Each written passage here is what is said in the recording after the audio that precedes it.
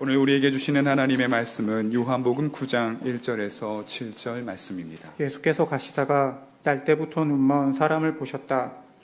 제자들이 예수께 물었다. 선생님, 이 사람이 눈먼 사람으로 태어난 것이 누구의 죄 때문입니까? 이 사람의 죄입니까? 부모의 죄입니까? 예수께서 대답하셨다. 이 사람이 죄를 지은 것도 아니요 그의 부모가 죄를 지은 것도 아니다. 하나님께서 하시는 일들을 그에게서 드러내시려는 것이다. 우리는 나를 보내신 분의 일을 낮 동안에 해야 한다. 아무도 일할 수 없는 밤이 곧 온다.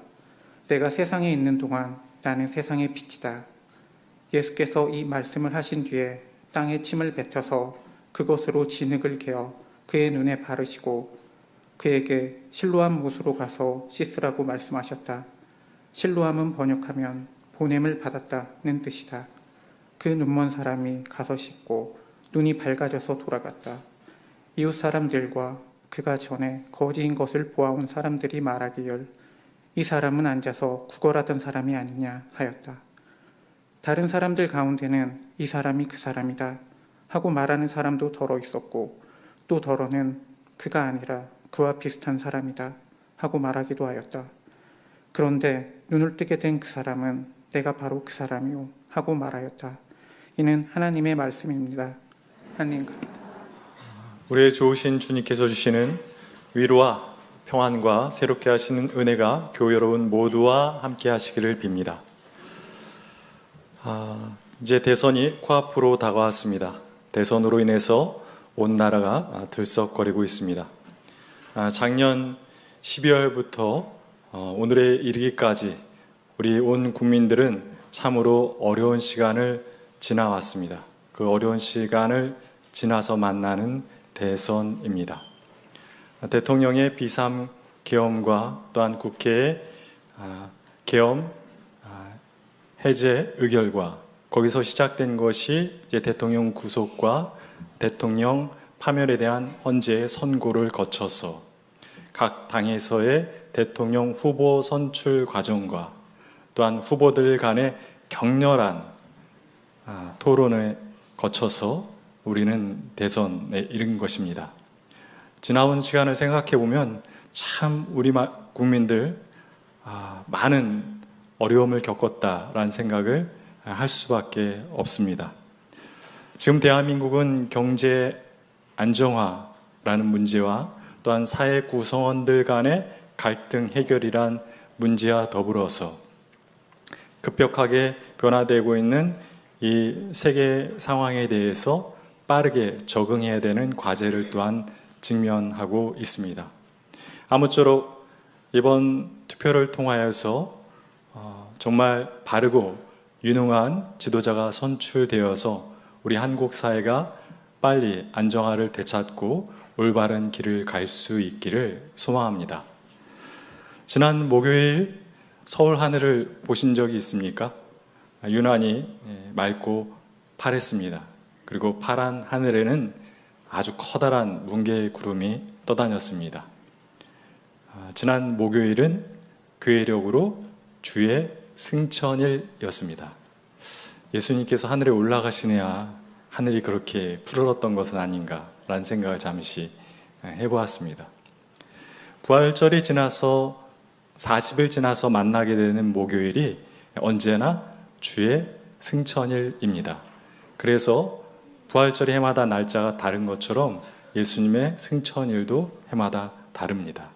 그래서 부활절 지나고 또 승천일 지나서 만나게 되는 부활절 제 7번째 주일이 여러 교단과 교파가 지키는 주의 승천 기념 주일입니다. 오늘이 바로 그날인 것이죠. 성경 곳곳에는 예수님께서 하늘로 올라가셨다라는 그러한 기사가 기록되어 있습니다. 누가복음 24장 50절과 51절에 보면 예수님께서 제자들을 데리고 베다니로 가셨는데 거기서 손을 들어서 제자들에게 축복하신 다음에 하늘에 올라가셨다라는 말씀이 기록되어 있습니다. 그리고 또 사도행전 1장에 보면 그보다 좀 더 자세한 묘사가 나오는데요. 예수님께서 제자들을 모아두시고 마지막으로 이러한 당부를 하시죠. 성령이 너에게 임하시면 너희가 권능을 받고 예루살렘과 온 유대와 사마리아 땅끝까지 이르러 내 증인이 될 것이다. 그 말씀을 하신 이후에 주님의 몸이 하늘로 들려 올려져 구름 속으로 사라졌다라고 기록하고 있습니다.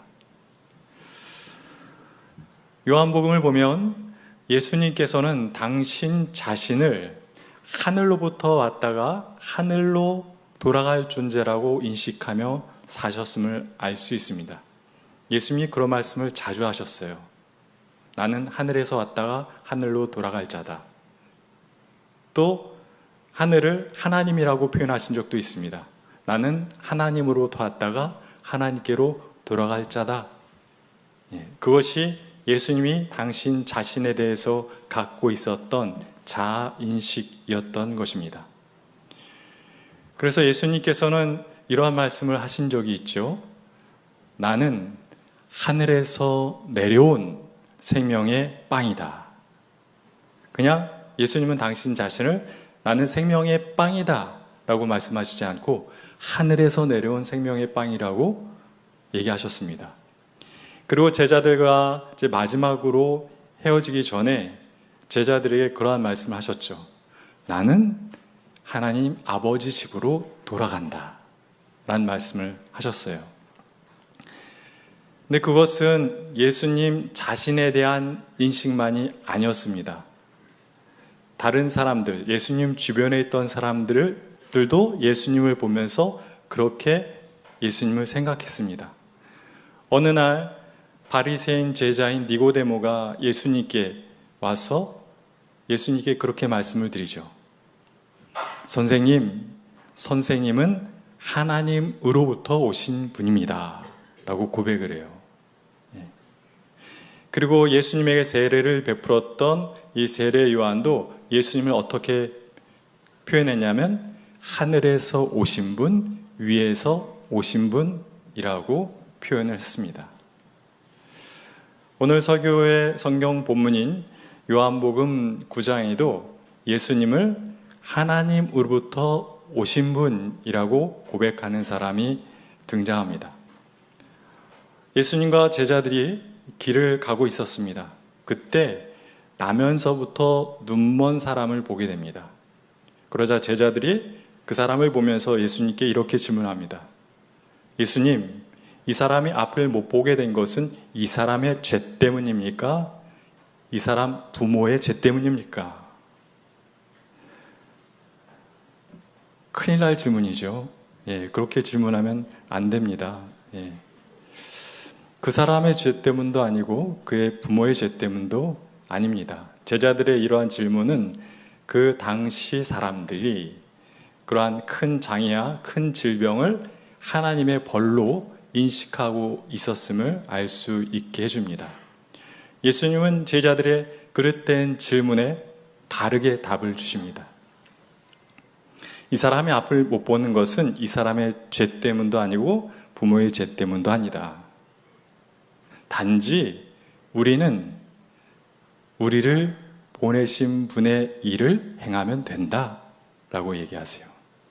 약간 선문답 같고 알쏭달쏭하죠. 그 예수님 말씀에 담겨있는 뜻이 무엇인지는 뒤에 가서 살펴보도록 하겠습니다. 예수님께서는 침을 뱉어서 흙을 진흙을 만들어 가지고 그 안 못 보는 자 눈에 발라주셨어요. 그리고는 그로 하여금 실로암에 가서 눈을 씻으라 말씀하셨습니다.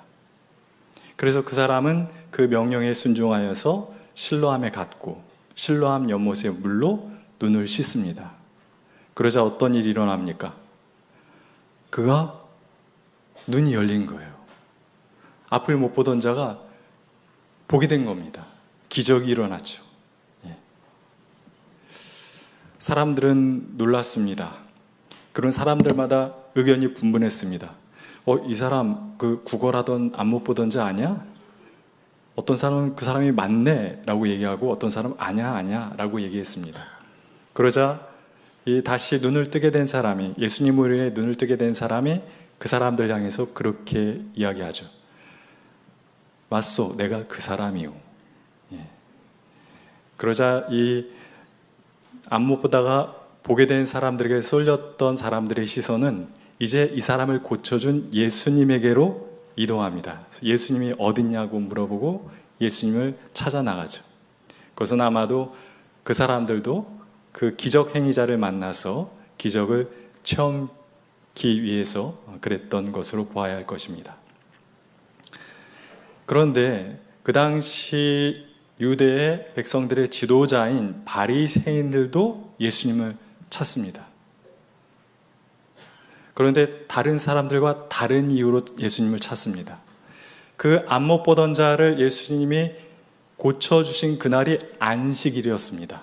그래서 바리새인들은 그것을 문제로 삼았습니다. 안식일에 일하지 말라고 했는데 왜 고쳐주었냐는 거예요. 의료행위를 했다는 이야기죠. 그래서 율법을 어긴 그 자를 불러다가 벌을 주려고 예수님을 찾았던 것입니다. 그러나 그들은 예수님을 찾을 수 없었고 하여서 대신 그 기적의 은혜를 입은 사람을 데려다가 예수님에 대해서 신문을 합니다. 먼저 그들은 예수님을 죄인으로 정죄하고 시작합니다. 예수는 너의 눈을 고쳐주었지만 그것은 안식일법을 어긴 것이기 때문에 그는 죄인이다 라고 이야기합니다. 그러자 눈뜬 자가 반론을 제기합니다. 아니, 어떻게 죄인이 태어나면서부터 안 못 보던 나의 눈을 보게 해줄 수 있느냐? 그는 죄인일 리 없다. 내가 봤을 때 그는 하나님으로부터 오신 분이다 라고 얘기합니다. 바리새인들은 대노를 합니다. 그럴 수 없다는 것이죠. 예수는 죄인이 맞고 너는 태어나면서부터 죄인이야. 어디 함부로 그러한 말을 해? 라고 이야기합니다. 그리고는 충격적으로 그 사람을 회당 공동체에서 쫓아냅니다. 유대 사회는 회당 공동체가 마을 공동체였어요.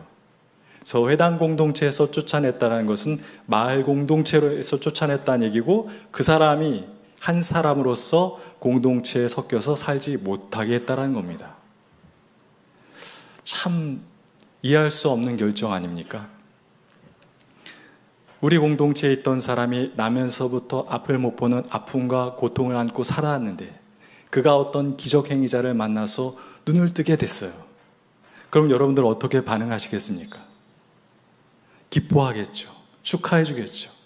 그리고 그에게 기적을 행해준 그 사람을 찾아내서 감사하고 칭송하겠죠. 그게 아주 당연한 결과일 것입니다. 그런데 바리새인들은 그렇게 하지 않았습니다. 그 기적 행위자가 안식일에 의료 행위를 했다라고 해서 그를 죄인으로 정죄했고 태어나면서부터 앞을 못 보다가 그를 통해서 앞을 보게 되었기에 그를 하나님으로부터 오신 분이라고 표현한 그 사람을 공동체에서 아예 쫓아내버린 겁니다. 정상이 아니죠.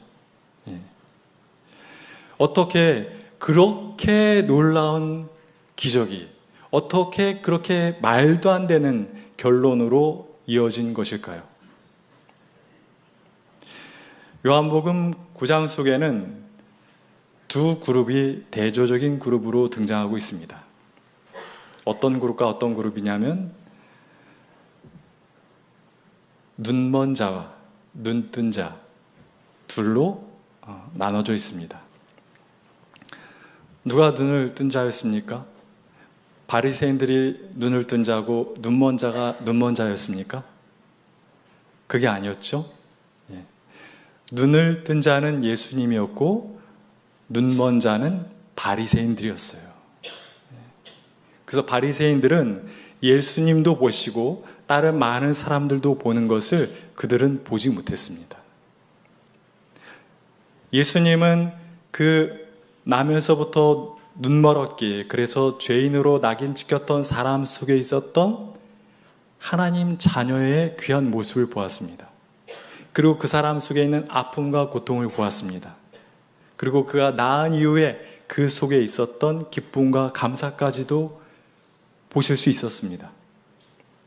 그런데 바리새파 사람들, 그 누구보다도 하나님께 가깝고 그 누구보다도 율법을 잘 안다는, 많은 걸 보고 많은 걸 안다는 바리새인들 눈에는 하나도 보이지 않은 겁니다. 그냥 눈 멀었으니까 너는 죄인, 율법을 어겼으니까 넌 죄인. 그 속에 있는 아픔, 고통, 그의 기쁨, 감사는 보지 못했던 겁니다.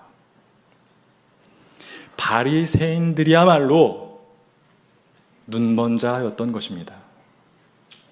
보아야 할 것을 보지 못했습니다.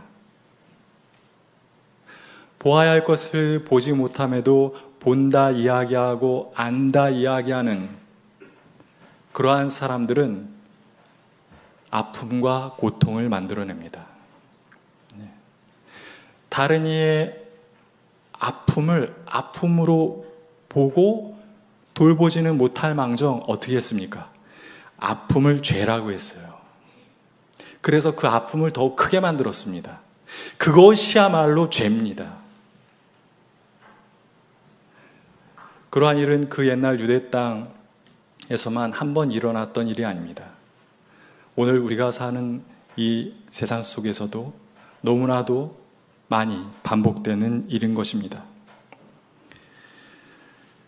요한복음 9장의 이야기는 실로암 연못에서 시작이 됐죠. 앞을 못 보던 자가 실로암에서 눈을 씻자 앞을 보게 되었습니다. 그런데 가만히 한번 생각해 보시죠. 예수님이 어떤 분이셨습니까? 예수님 안에는 죽어서 무덤에 들어가 있던 사람도 다시 살려낼 수 있는, 그 자리에서 무덤 앞에서 살려낼 수 있는 능력이 있는 분이셨어요. 그 정도의 능력이 있으셨다면 눈먼 자의 눈을 뜨게 하는 것은 그 자리에서 하실 수 있었을까요? 없었을까요? 제 생각에는 충분히 하실 수 있었을 거예요. 그럼에도 불구하고 예수님은 그를 실로암으로 보내서 실로암에서 눈을 씻게 하셨습니다. 여기는 어떤 특별한 의도와 의미가 담겨 있음을 우리는 알 수 있는 것이죠. 실로암 가보셨습니까? 네. 실로암은 예루살렘에 있는 암자가 아닙니다. 뭐 석굴암 뭐 이런 거 아니고요. 네. 연못 이름입니다. 네, 연못 이름. 그 히브리어로 쉘라흐에서 나온 말이 실로암인데요. 쉘라흐라고 하는 말은 보내다 라고 하는 뜻이에요. 보내다. 뭘 보냈다는 뜻일까요? 물을 보냈다라는 얘기입니다. 물을 보내다. 실로암은 주전 8세기에 만들어진 일종의 그 연못입니다. 예. 그때 유다는 아수르의 공격을 받게 되었습니다. 아수르는 아주 강한 군대를 가지고 있었기 때문에 이 히스기야 왕은 그 아수르에 맞서기 위해서 만반의 준비를 다 해야만 됐습니다. 네, 예루살렘이라는 이 성 자체는 사실은 좀 난공불락의 요새예요. 양쪽으로 그 기드론 골짜기랑 흰놈 골짜기 그 위에 높은 곳에 위치해 있기 때문에 적의 공격을 방어하기에 아주 좋은 천혜의 요새였습니다. 그런데 예루살렘에는 치명적인 단점이 있었습니다. 그건 무엇이냐면 그 성 안에 샘물이 없었어요. 그래서 적들이 성을 둘러싸고 장기전으로 가면 질 수밖에 없었던 것이죠. 그래서 히스기야가 어떤 방법을 선택하냐면 예루살렘 밖에 있는 기온샘, 샘에서부터 이 예루살렘 성전까지 지하에 터널을 파서 그 물을 끌어들이는 공사를 합니다. 그 옛날에 한 공사인데요. 이 기드론 샘에서부터 예루살렘 성전을 향해서 한쪽은 파들어오고 한쪽은 예루살렘 성 안에서부터 이 기드론 시내를 향해서 양쪽에서 굴을 파 들어갑니다. 중간에서 딱 만나요. 주전 8세기 대단한 기술이죠. 그래서 결국엔 터널이 뚫리면서 기온의 샘물이 바로 예루살렘 성 안으로 들어오게 된 겁니다. 그것이 실로암인 거예요. 실로암 연못. 그래서 이 실로암은 결국 예루살렘에 뭘 가져다 준 것입니까? 물을 가져다 준 것이요, 생명을 가져다 준 거죠. 생명을 가져다 준 것입니다. 예수님께서는 그 눈먼 사람을 죄인 취급하던 제자들에게 그 사람은 죄인이 아니다 라는 말씀과 더불어서 이런 말씀을 하셨습니다. 우리는 우리를 보내신 분의 일을 행해야 된다.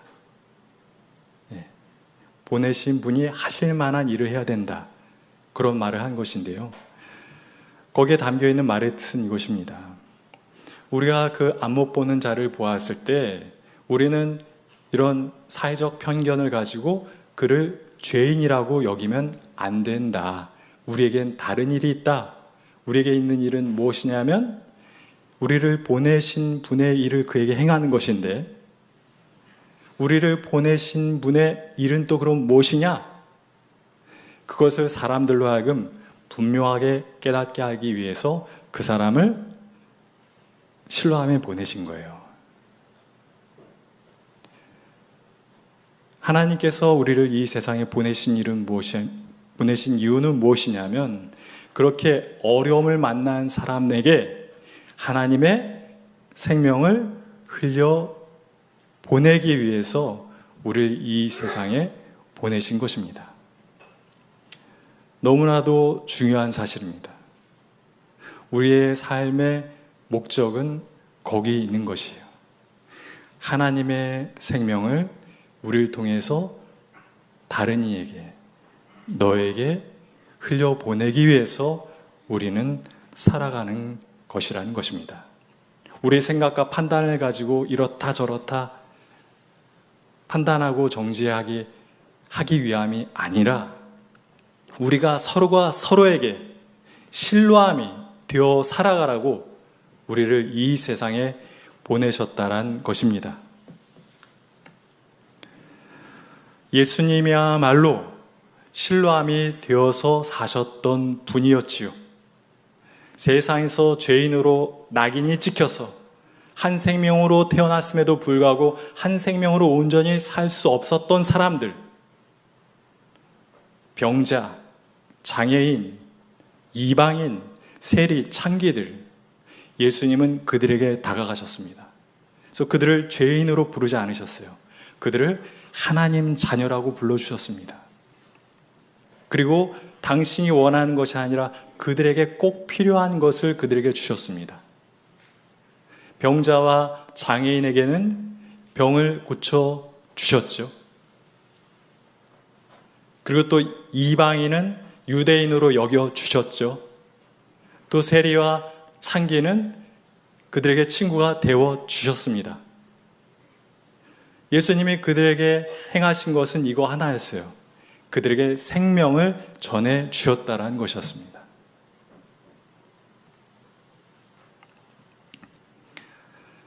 생각하면 생각할수록 바리새인들의 언행은 이해하기 어렵고 괘씸합니다. 어찌 사람이 사람에게 그럴 수 있습니까? 자신이 뭐라고? 요즘 그런 말 하더라고요. 너 뭐 돼?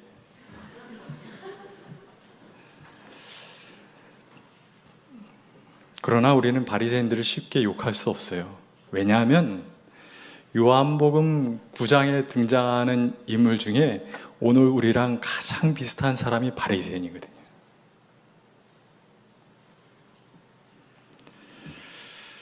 우리는 바리새인들처럼 율법과 같은 것을 마음에 세우고 그것을 가지고 사람들을 판단하고 정죄합니다. 마치 본인이 하나님이나 된 것처럼. 그리고 자기의 아픔과 기쁨에만 관심을 가질 뿐 다른 이의 아픔과 기쁨에는 별로 관심을 두지 않습니다. 그리고 무엇보다도 우리의 가장 큰 문제는 무엇이냐면 자기 자신 혼자 귀한 줄 알지. 내 앞에 있는 이 사람이, 지금 어려움을 겪고 있는 저 사람이, 사회에서 손가락질 받고 있는 저 사람이 나랑 똑같이 귀한 존재임을 보지 못한다라는 것입니다. 대기업이 운영하는 빵 공장에서 해마다 사람들이 죽어나가고 있습니다. 거의 1년에 한 명씩 반복적으로 일을 하는 가운데 기계에 끼어서 죽고 있습니다. 그에 대해서 사측은 재발 방지를 약속했지만 그거는 공약속이었습니다. 약속은 지켜지지 않았습니다. 왜 그러한 일이 계속 반복됩니까? 사람을 귀하게 여기지 않고 사람보다는 돈을 벌고자 하는 자기 욕심을 중요하게 여기기 때문에 일어나는 일들이죠. 또한 남성 정치인은 자기의 정치적 적을 공격하기 위해서 여성을 혐오하는 발언을 서슴없이 내뱉었습니다. 그것도 아주 공개적인 자리에서 깜짝 놀랬고 정말로 많은 이들이 모멸감을 느낄 수밖에 없었습니다.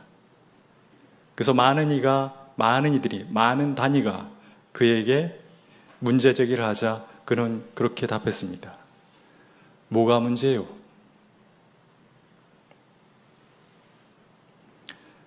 눈이 먼저 합니다. 봐야 할 것을 보지 못하기 때문에 그러한 언행을 반복하는 것입니다. 이번 대선을 통해서 선출되는 지도자는 제발 부디 그의 눈이 실로암처럼 맑은 눈을 가진 사람이면 좋겠습니다. 그래서 모든 국민을 차별 없이 대하고 국민 한 사람 한 사람을 하나님의 자녀처럼 귀하게 여겨서 그 국민 한 사람 한 사람이 하나님께서 주신 생명을 생명답게 살아갈 수 있도록 그가 할 수 있는 최선의 노력을 다하는 사람이 선출되기를 소망합니다. 나면서부터 눈먼 자였던, 그러나 예수님을 통해서 이제 보게 되었던 그 사람, 이 사람은 우리들에게 좀 감동을 주고 있습니다. 그 사람은 그 바리새인들이 마련한 재판 자리에 불려갔을 때 거기서 자기가 예수님을 두둔했을 때 자기에게 불이익과 피해가 돌아올 줄 알았을까요? 몰랐을까요? 알았죠. 그 사람들이 어떤 사람들인지 너무 잘 알고 있었어요. 최고의 권력을 지닌 자들이었습니다. 그들이 예수님을 죄인으로 정죄할 때 그는 일어나서 아니다, 당신들이 틀렸다라고 이야기했습니다. 그리고 예수님에 향한 그 고백을 멈추지 않았어요. 예수님은 나면서부터 앞을 못 보던 내 눈을 뜨게 해주셨는데 그분이 어떻게 죄인이냐. 그분은 하나님으로부터 오신 분임이 분명하다.